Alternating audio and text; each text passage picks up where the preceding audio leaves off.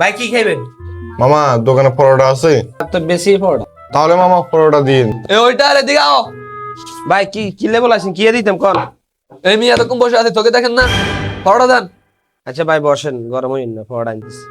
জীবনে তো খামা পড়াটা দিয়ে খাইবা, আর কি ধমক দেয় বেড়া। এর বাসা ব্যবহার খারাপ। ইয়ের দিন ধরেন স্যার,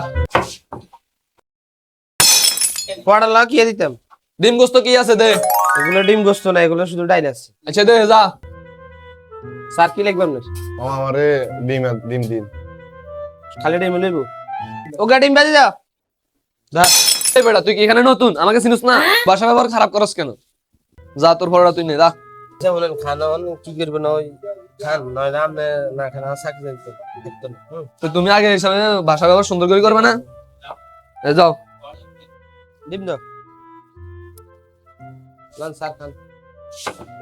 থ্যাংক ইউ মামা। মামা আপনার দোকান আসতে ভালো লাগে, আপনাকে আচার ব্যবহার। দোকানের নাম কি? সুমন হোটেল। আপনি যদি ভালো লাগে স্যার, সবসময় কাস্টমার নিয়ে আসবেন।